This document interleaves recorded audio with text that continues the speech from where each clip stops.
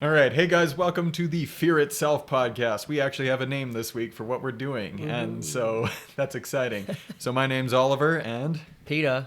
and we're horror enthusiasts and we like to watch what amounts to pretty weird movies in this case. Last week we touched on Hush. This week we're doing The Wicker Man from 1973 with Christopher Lee and Edward Woodward. And so this is an older film, but it's kind of been praised as a bit of a classic in the horror genre. So we got to take a look at it, get our hands on the Blu-ray and watch it in its really good quality form. But holy crap, was this a weird one. Yeah. What did you think about this? I thought, you think about when it was made and all that, and I think for its time it was pretty original, but weird. And if it's weird now, was it weird then? Because you think back to all those those 70s cartoons, yeah. and you're like, oh man, these. And are... you just came from the '60s and the hippies and the flower child, kind of like culture. So maybe not so much. There's a lot of acid and mushrooms going around back then. Yeah.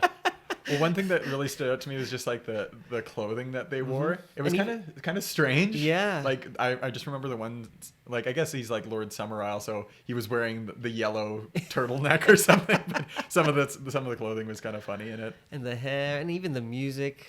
Yeah. Oh man, was the music weird in this? Yeah. Good, unsettling. So then it did its job, right? I suppose. Yeah. I think. Again, I did enjoy it. It was interesting. Yeah. And like in a mostly a good way.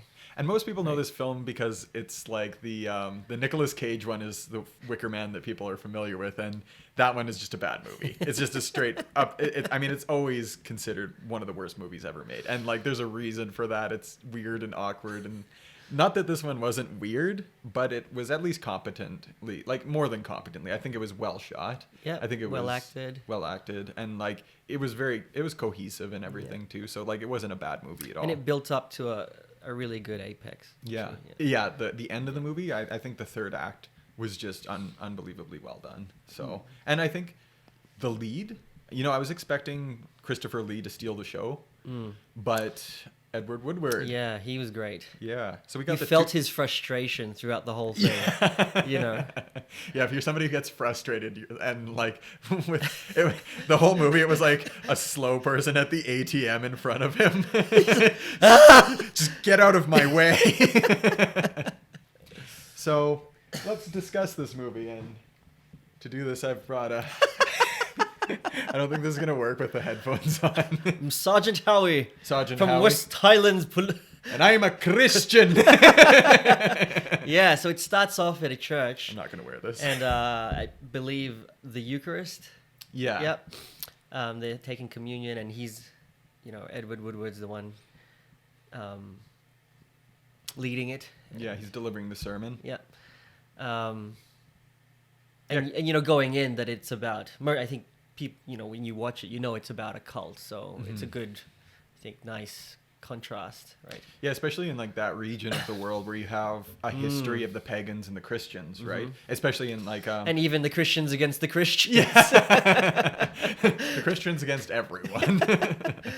But it's interesting because what this film does that a lot of horror movies don't is it gives kind of favor to Christianity in a sense. Like how like when you're watching a lot of horror films, they like it's especially almost, this day and age, like the Christians are typically the villains, but this was actually an interesting contrast between the two, and I think that's what made it so strong is that you actually liked the Sergeant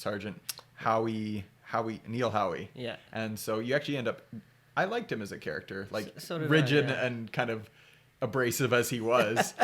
I think he was acted really well, and I think you actually in the end of the film you really do pity him. Yeah. And you're like, oh, this cult, this pagan, is it a cult? Is it a pagan religion? It wasn't ever really ironed out what their pagan religion was. Like, it's like they worship the old gods, is basically as specific as they ever get. Right. So, yeah, it's... the gods of the sea, the gods of the sun. You kind of get the idea that, pagan, maybe there was a little bit of Viking sprinkled in there. Pagan meaning other than Christian. Exactly. Other than, like, other, what's the word for it? heathen. Or there's a whole bunch of Yeah. words for things that aren't Christian, I guess. But yeah, like the film opens up itself with him going out to look for a missing girl, Rowan Morrison. And so he's flying out on his amazing boat plane. I don't know what those things are called, but that was So such a random. Yeah.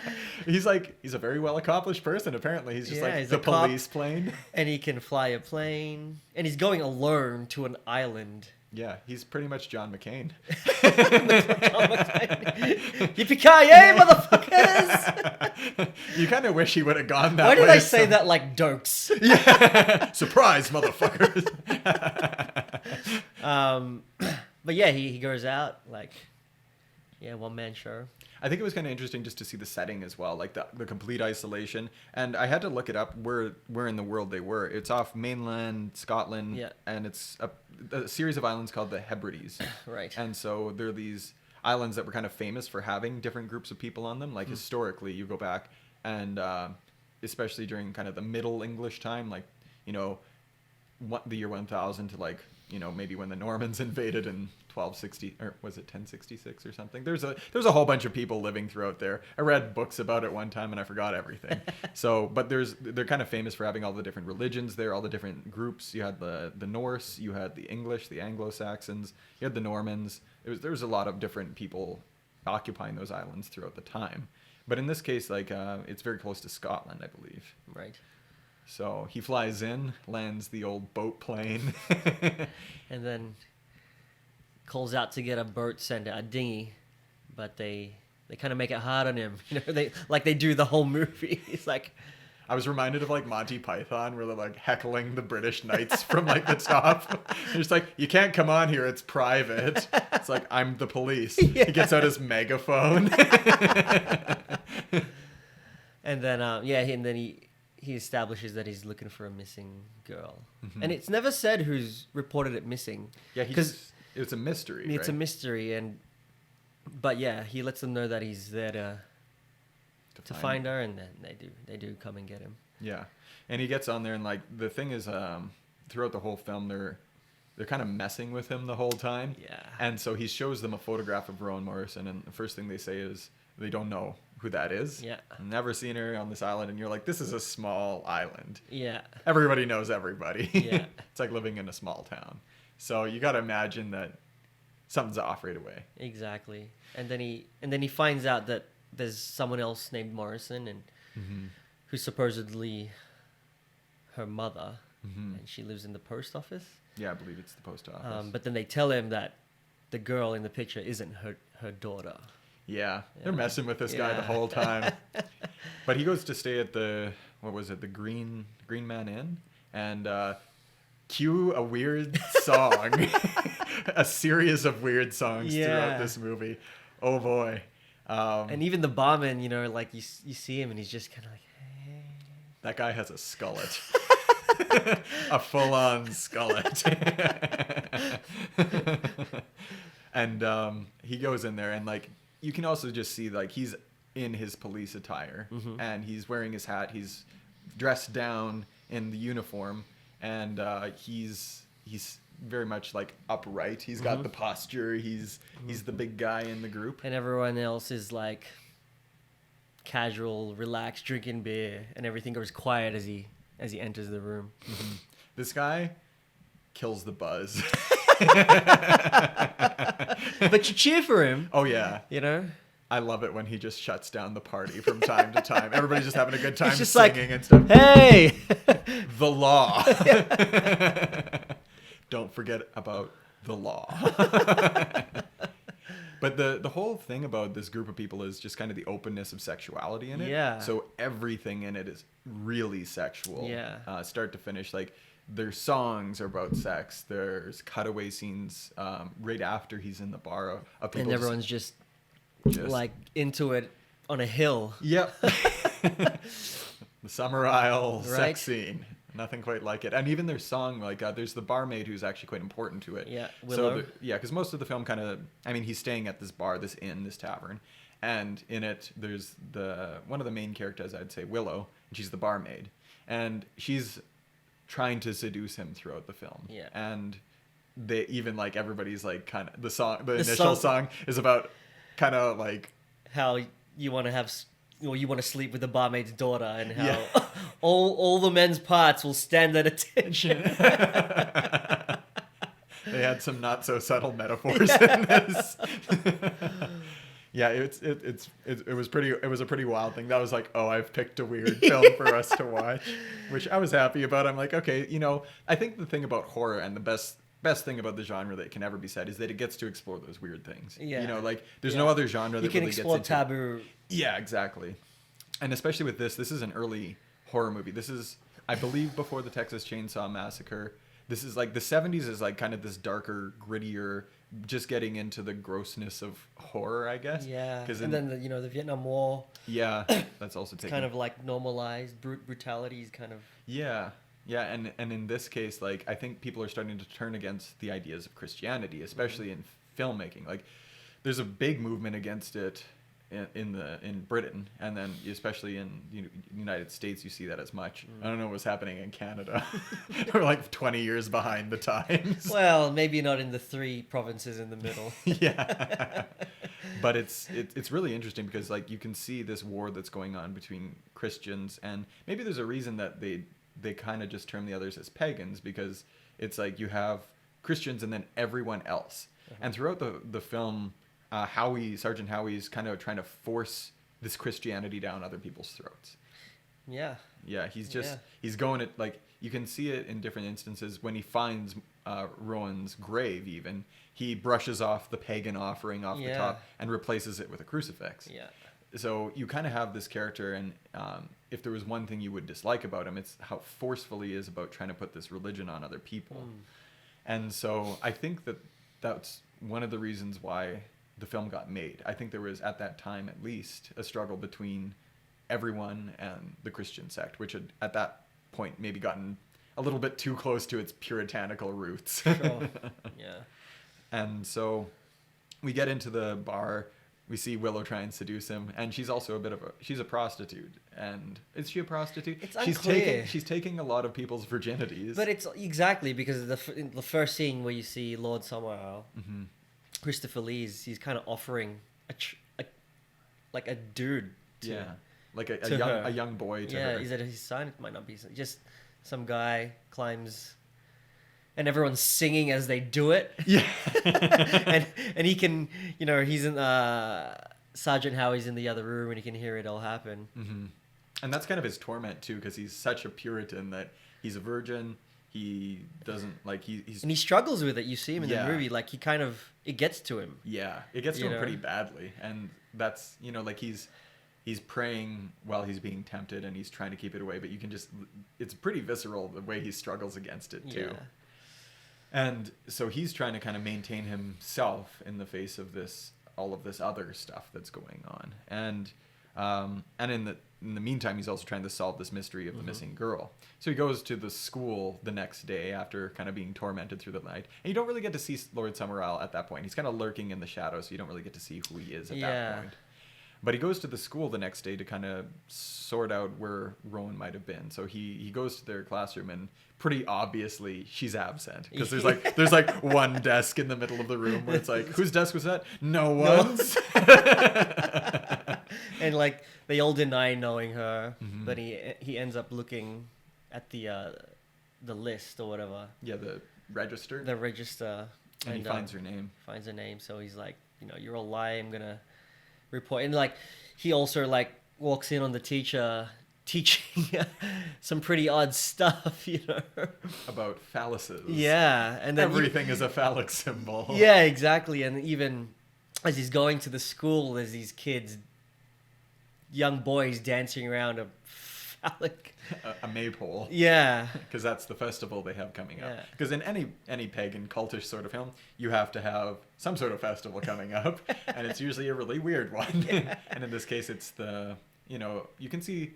If I will say one thing about this film is it did inspire a lot of others like it. Sure. Because you have obviously the remake in Nicolas Cage's, which was kind of weird, but you really see a lot of it echoed in movies like Midsummer. Yeah. Where you have like very much like that might be the closest to it. I would say so, because even in the brutality and the ending to both films is comparable. Yeah. And if like Midsummer was the remake we wanted, Yeah. Nicolas Cage was the one we didn't need. And I think we both watched it. We both seen the original one, but it was a while ago. And Yeah, I don't remember it very well. yeah, I think it's. Yeah, I don't really. I wanted to watch this one untainted by the Nicolas Cage version. So Are we gonna watch that one? at Probably some point maybe. Sure. Maybe we'll watch it, and maybe in 100 episodes of doing this, we'll arrive at the Wicker Man. But this one was actually considerably well made. But it has that idea of this contrast between cults and regular people, and like the whole horror of the movie comes from that contrast of regular society and this cult that's taking things to the nth degree of being weird. And so that's the interesting part of it, and it's the horror that slowly unravels. It's the breaking down of the madness, and they're kind of alluding to this festival that's approaching, and that's going to be kind of the culmination of the film. That's going to be the ending to it. That's going to be the whole, I would say, the whole big point of the film is leading to that moment. So, and he's always trying to kind of avoid their weird religion. And he's always trying to kind of just like forces. Yeah. Every time he sees something happen, he's like, "No, haven't you heard of Christianity? Haven't you heard of this or that?" Right? And he needed to put a Bible in a pillow sack and basically just every time somebody was doing something weird. Because he believes so strongly in it, Yeah. that he can't comprehend that this society, all these people, just like Haven't heard of it. or don't care for it. Mm-hmm. So he talks to the school headmistress, I guess, or the teacher, and he finds her name. And then since he's found her name, he goes looking for her body, and he finds the grave. Yeah. And when he finds the grave, he has to go and see Lord Summerisle to see if he can exhume the body to examine it. Yeah. Because he obviously suspects foul play, right? Yeah. And so this is where you actually get the introduction of Lord Summerisle and who he is. And he's an eccentric, and he has a lot of presence. Christopher Lee in this role was fantastic. I don't think there's anybody in history who's had a more amazing life, I would say, than Christopher Lee. He's prolific from start to finish, fought in the Second World War. Yeah. He played, oh man, I want to remember his original roles. He's played a lot of things. I think he was Dracula. At one point, yeah. Yeah, and then, he plays this role really well as kind of the villain, but he's always just got such presence with his Saruman. Yeah. How did I forget Saruman? Most obvious. And he looks different. Yeah. He's so young. And his hair and stuff is crazy too, because the main god that they seem to worship is the sun god. Yeah. And so they have these kind of, I don't know what you'd call them, like an epitaph of like the sun. And it's everywhere, yeah, in different forms. And he kind of looks like it. The hair? The hair. Exactly. And towards the end, like his hair keeps getting crazier. Yeah. And at the end, it's kind of just like... He looks like the sun god. Exactly. Yeah, it's really interesting. I liked what they did with that. That was kind of interesting. That was a highlight for sure.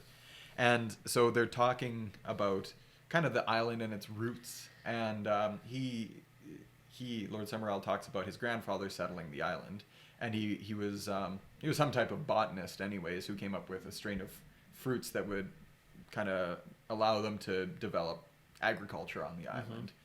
And so in doing so, he brought about kind of a worship of the old gods, and they would kind of have this offering and these festivals celebrating the old gods, in spite of, I think the reason they had done that is because they were failing before that. It was really hard scraping by. People were miserable in their Christian religion, so he just tried to establish something different.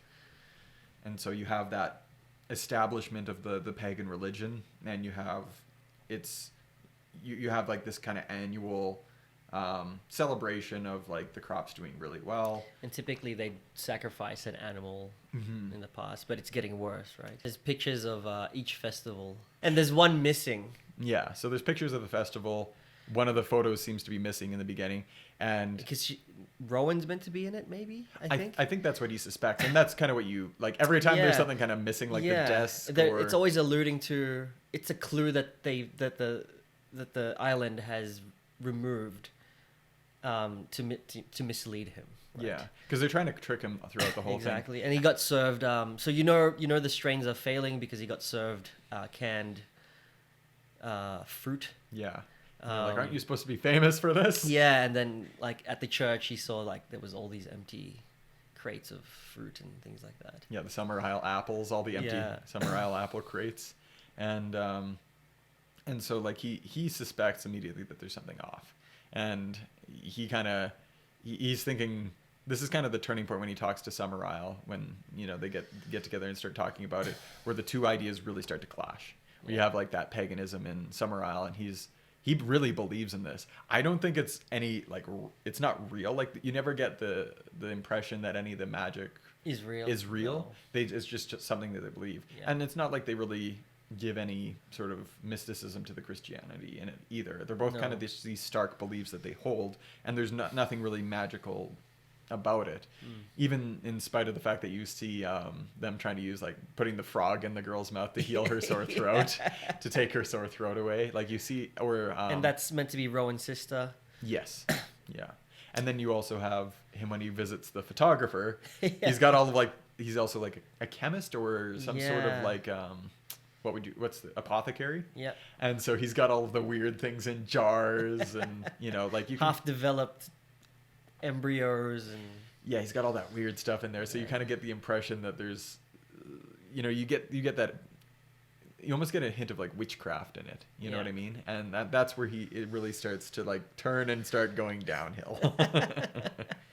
And at this time it's kind of funny because he's doing like his library research, and then he's also starting to kind of unravel that people are lying to him. The photographer was lying to him about the photo, about it not being developed, because he sneaks in and develops it, and he finds that it was an image of Rowan. He's like, oh, the crops were bad that year.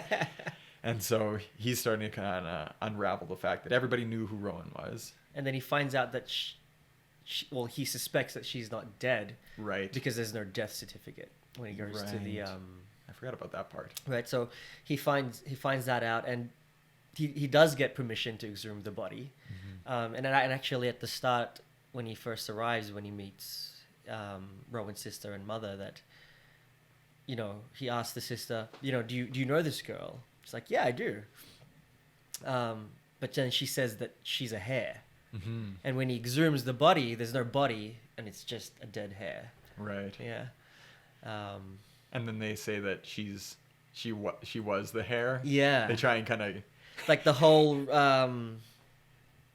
death and rebirth. Yeah.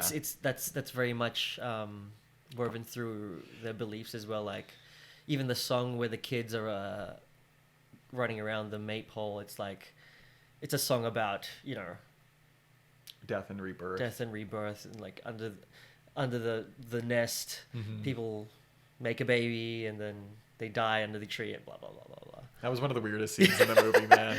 Oh man, it was just like a weird song, and then just the dance was really odd. I don't know how people were dancing in the 70s, but I don't think they were very good dancers. White people, I don't know. It was so funny because it was like when she's trying to seduce him in like the other room, because there's a scene that coming towards the end of the film now where she's like trying to seduce him in like the next room over. She's naked and dancing, but it's a really awkward sort of dance. Like she's trying to be sexy, but it's not. It's unsettling. And then she's just like smacking on his wall, and then it's like having a fit and then smacking on the wall. I just picture myself next door. It's just like, quiet down over there. Just banging back on the wall. I'm trying to sleep in here. But he's being tormented by it. Yeah.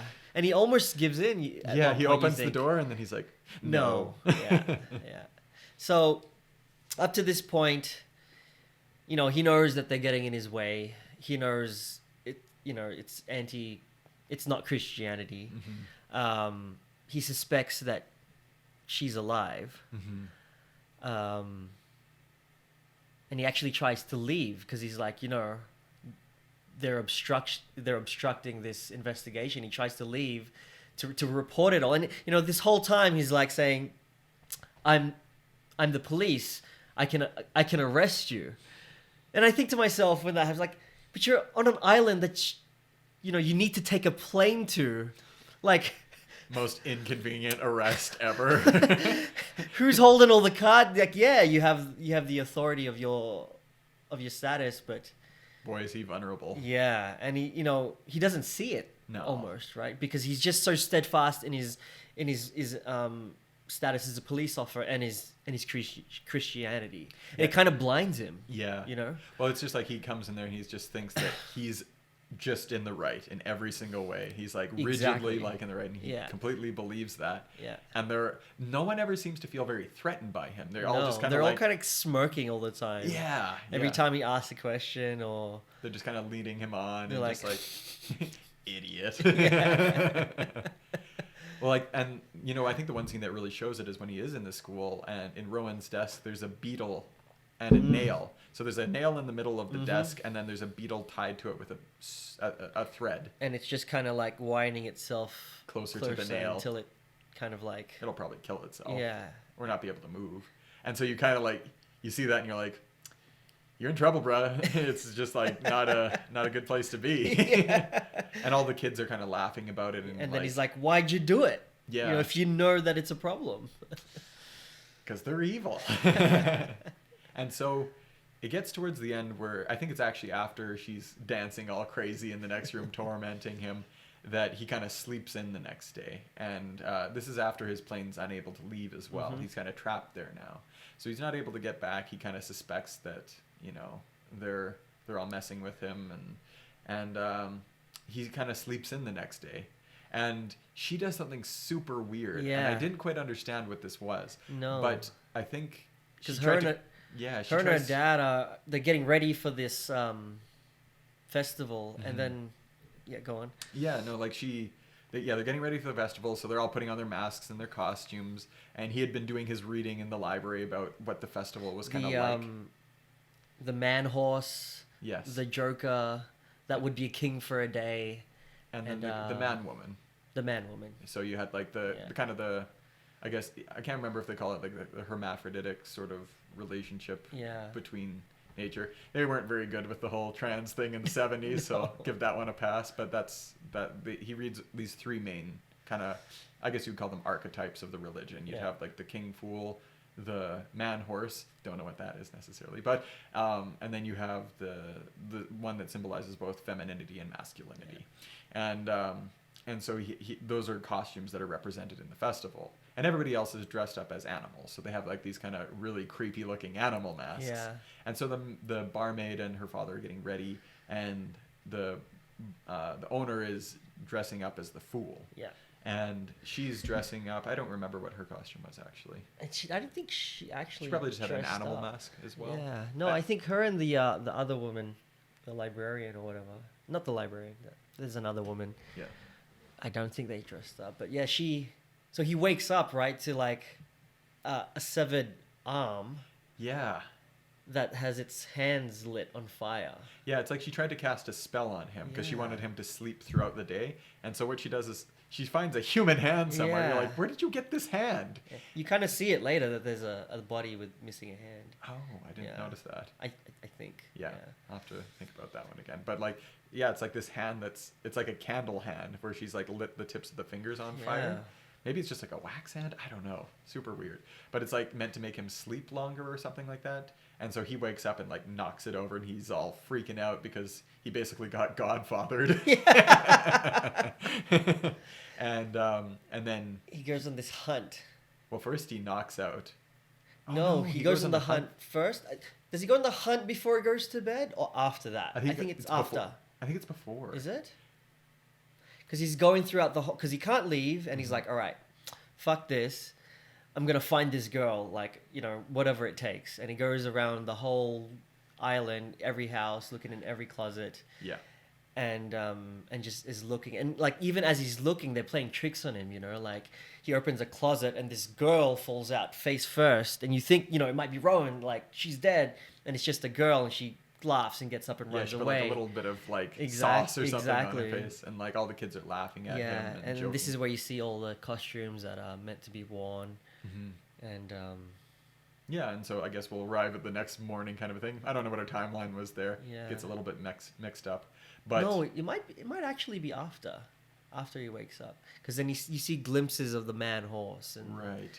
Yeah, because the things like man that. horse is like this guy dressed in sort of he's the biggest guy. He was at the bar as well, you know. It's yeah, like, and he's kind of wearing this. brute. I think he was actually one of the creepiest parts because he's Yeah. got this costume and it's like a hula hoop dress. Yeah. But he's got like this horse head that's like a kind of a puppet or like a bit Yeah, of a and it ventriloquist thing, snaps. and it snaps and makes like this clip clopping noise. It's a really creepy looking horse head too. And so you have that guy, and so like he realizes he's gonna try and infiltrate this maypole festival, and so he needs a costume to get in there. So he watches the owner of the tavern getting ready in his costume, which is the fool, Yeah. and he knocks him out with a candlestick, ties him to the bed, and steals the fool's costume. And then he joins in kind of the parade with everybody else, headed by these three kind of, I guess they're kind of the archetypal characters. Yeah. You'd have like we outlined before, just those three characters. And so he's with Lord Summerisle and like this big guy dressed in the creepy horse puppet. And everyone's following along with their different masks.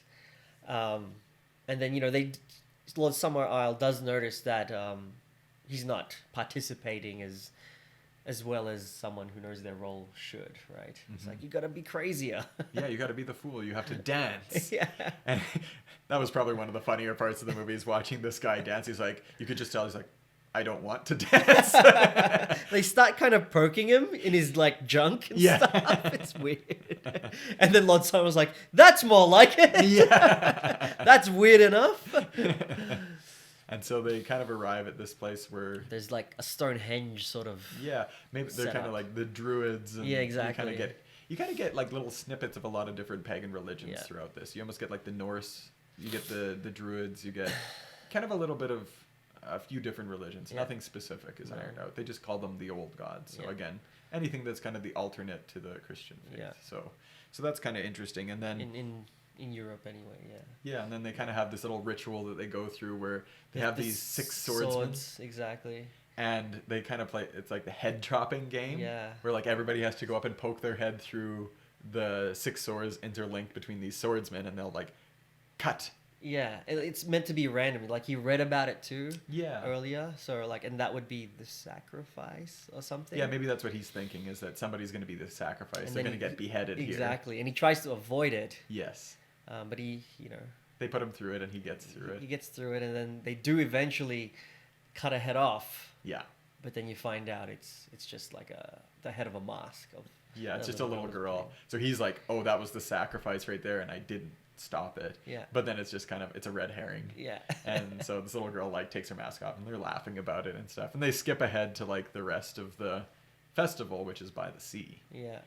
And this is where he sees Rowan. And so like the whole idea is that the festivals before, they had sacrificed animals, but at a certain point it wouldn't be enough. So they needed Because to have it wasn't getting better, right? Yeah, things, especially the year prior to that, things have gotten so bad. And he thinks it's because like they're just eroding the soil, and things aren't supposed to grow there. Yeah, it's a bad strain Yeah. that his grandfather developed or It's whatever. kind of this idea of like what they're doing is against nature. And then even before all these scenes, he finds Rowan's mother and is like, "Do you realize she's alive?" Yeah. And she's completely fine with it. Yeah, she's completely fine with her daughter being dead or being used as this human sacrifice. Yeah. Or being considered dead or whatever. Yeah. Right? Yeah, it's kind of bizarre. Anyway, you find her eventually. Like, you see her at the top of this stairway. Mm-hmm. And she's kind of got her hands tied behind her back Yeah. as if she's about to be used as the human sacrifice. And then that's when he just kind of like... He's able to get to her because they all think he's the barman. Mm-hmm. But then he frees her and they run through these caves. This is where we get some weird music too. And I laughed at this because it's like Chase music from the 70s. It's like a police cop thing with like the funky guitar, like Yeah. It's like Woodstock. yeah, it's kind of funny. That actually made me laugh. He's like, "Here comes the getaway, Magnum PI." So, they get away, and she acts the victim, and you find out that it is an act because once they get out of these caves, everyone's waiting for him At the top of the mountain. And then she says, "Did I do it right?" They're like, "You were great." Yeah. And then he's like, "Oh crap!" Yeah, he's been led into I a have trap. been the fool this whole time. Yeah, and so of course they were actually serious about the human sacrifice Yeah. part, but it wasn't her. No, It was him. It's always gonna be him. They needed a willing Someone who was willing, somebody who had the power of a king. king. somebody who was a virgin. Yeah. And someone he's a who virgin would- because he's a devout Christian. Yeah. And he's engaged, right? So he hasn't actually. And then somebody who would be a fool as well. Yeah. Somebody dressed as a fool who would come as a fool. Yeah. So they made it so that he fit all the criteria, right? So we get to this is the what would you say, the climax of the film, where he realizes he's been led on this whole time, Yeah. led into this trap, and he's Summerisle and Willow and Summerisle's wife. I guess we didn't really teacher. mention that part. Or it was the teacher. It or seems his like they're wife. together. Yeah. And everybody kind of looks similar in this movie too, so there's a little problem with that for me. But they're basically mocking him and saying, "You came here like this," and then all of the people in their animal costumes kind of appear over the ridge Yeah. of the hill. And they're all looking down on him and kind of just encroach on him. Yeah. And then the big guy in the horse costume Yeah, kind of grabs him. gets him in, like, he was a big dude too. Yeah. And then I kind of expected Howie to put up a bit more of a fight. well, he does, in the sense where he says, you can sacrifice me. I don't think it's going to work because it's full of crap. And if you truly believe what you believe and you need to progress to something more, you're going to have to sacrifice Lord Summerisle next year. Yeah, so he So he kind kind of of calls their bluff, Yeah, he puts a threat on Summerisle, but Summerisle's not worried at all. No, he's like, I believe this will work. Yeah. I definitely believe that this will be the case, that this works. Yeah. And so they're both, I think that's the best part of this film, is like when they capture him and they start taking him to the end game, where you realize what the Wicker Man is. Yeah. And the Wicker Man is... It's a wicker statue. It's a big... Yeah, it's an effigy. Yeah. And you realize they're going to burn him in it. And there's all these other animals, like, built into it Mm-hmm. as part... Oh, that was horrible too. Yeah, right? Where they had like this screaming animal sound as they light it on fire. Yeah. So they lock him into this Wicker Man, and they all kind of get in their big lineup, holding hands, and they begin singing, and they light it on fire, and he's like trying to persuade them that this is murder. Yeah. And that, like, this isn't going to bring back your crops, and Yeah. you guys are all basically just murderers, Right. and that you're going to pay for it. And then- none of them really listen to him on this account. Is that on? Yeah. Hello? Is it? Oh, fuck. They're not on. At all? This is on. These aren't. I can hear you. I know, but, like, these aren't on. It says on. My laptop died. So these aren't Oh. on. But this is on. So we'll be able to still have good audio, which is fine. So we'll just... fuck me. It's fine. It's okay. Your laptop's... Oh, right, it died. I don't know if these are working or not. If I get closer, is that louder? Yeah. Oh, maybe they are working. Yeah, it's working. Okay, so we'll just keep going. Okay, maybe they're just not... I don't know. What were we saying? Okay, so... So they've lit it on fire. They're dancing. He's trying to convince them it's wrong, but then they're not listening, and he kind of accepts his fate and starts to, like, quote the Bible. Yeah. He's praying at first, and then over top of their singing, I think this is the best part of the film, and maybe I'll see if I can cut some audio in. Is like when they're singing a song that's called Summer is Ikuman in. Oh, it's in Latin. Summer has arrived. Right. And I'm not sure if it's Latin or not. I think it's Norse Maybe or something. Oh, Something like Gaelic or something. Yeah, the original Scottish. Things. Whatever. Yeah. And so it's commonly referred to as Summer Has Arrived, Summer Canon, or the Cuckoo Song. And over top That's of that, right. he's singing Psalm 23. That's right. And so you get this, like, mash between, like, this biblical verse being chanted over top of this other pagan song, and it's just like him being burnt alive. It's pretty horrific too. Yeah. Like his screams, And then you these hear the animal animals. screams. It's pretty brutal. It's a great way. Again, I think the third act of this movie is exceptionally well done. Yeah. I think it was very good, and the ideas in the end too. Like they say, "I'll give you a martyr's death," and you should be proud because this is somewhat of a rarity in this day and age. Yeah. And So they even give him his props, like. yeah, it's like you they believe. acknowledge Yeah, like Christianity almost by saying, you believe steadfastly in what you believe, Yeah. and like die congratulations for to you. it. So like, yeah, here is your death. Here is your martyr's death, which is Yeah.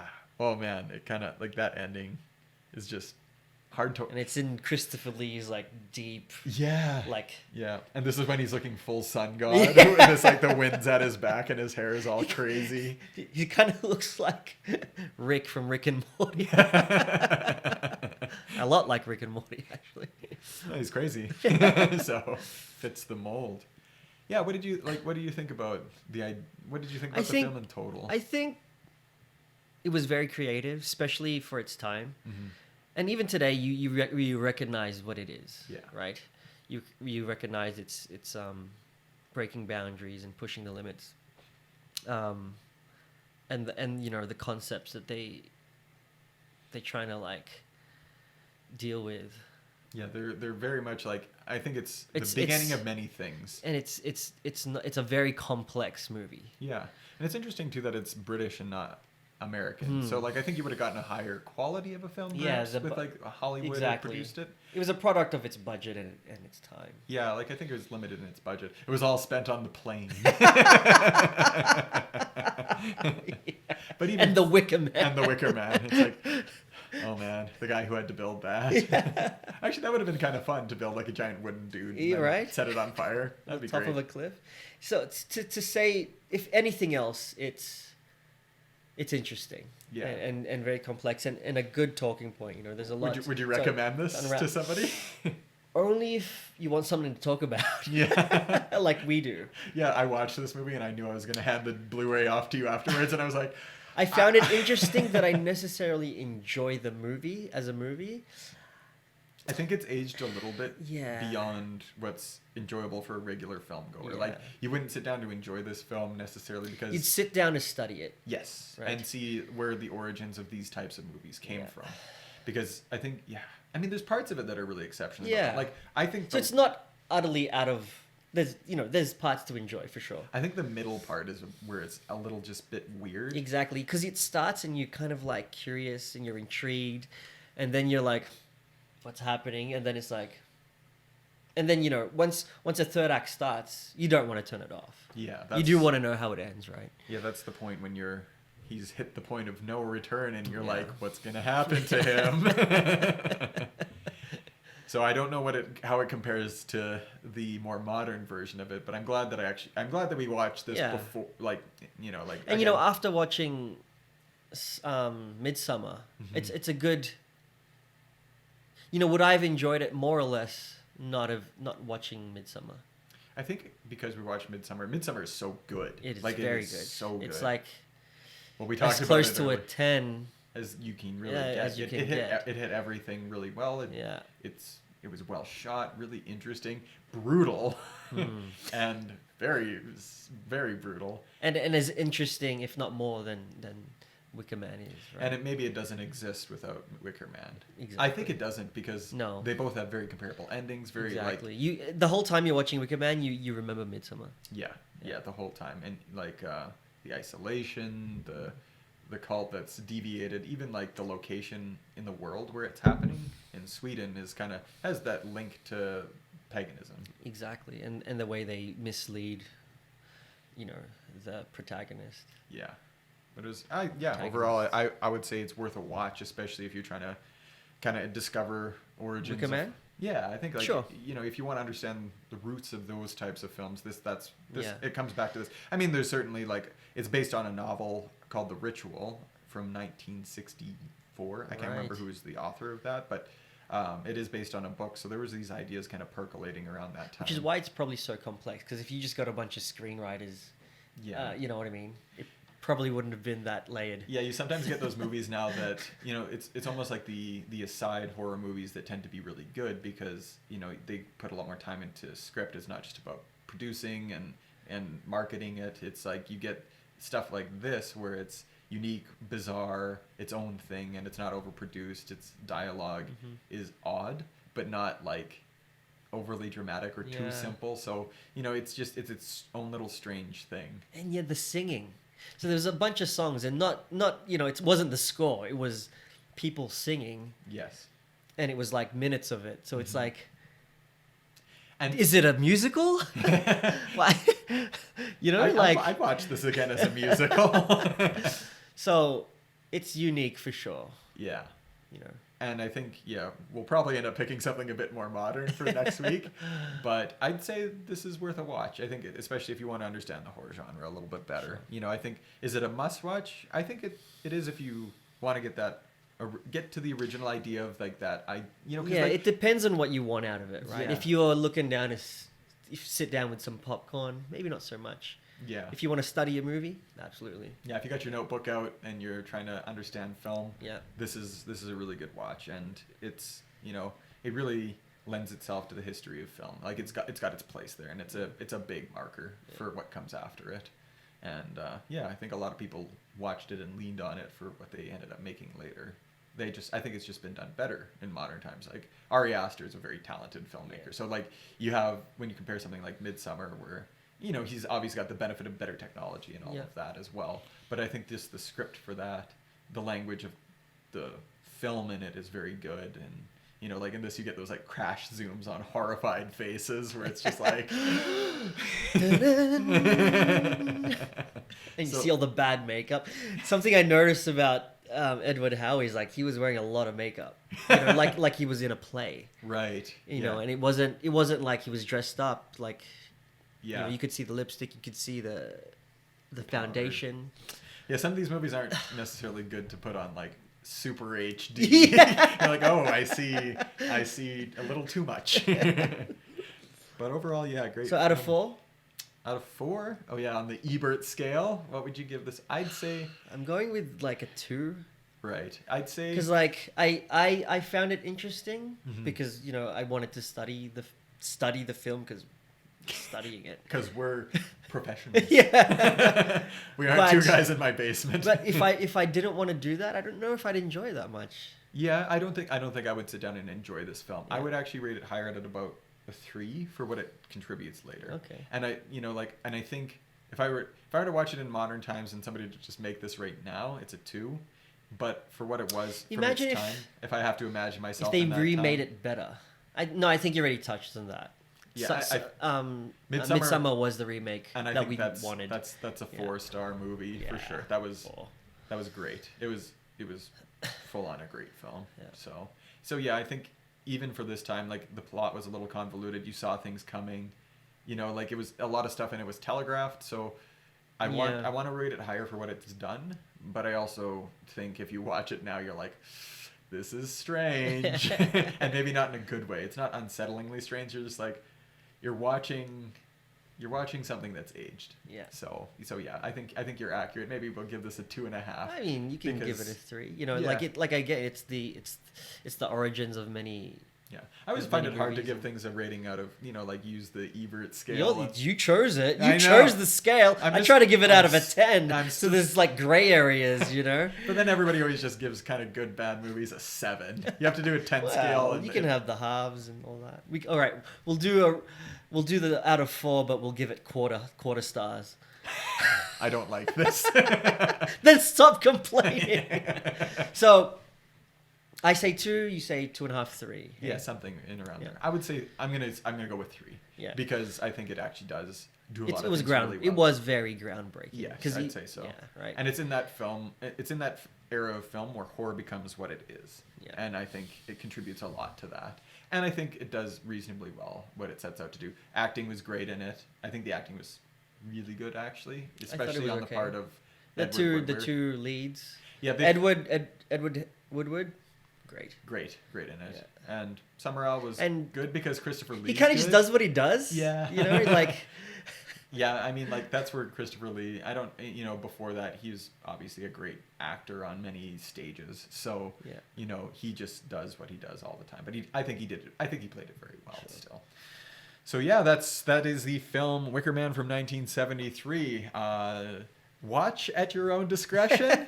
I think it's worth watching for people who want to get into it. It's not really scary. It's a good slow burn kind of film, but very, very weird and very aged. So expect that if you do watch it.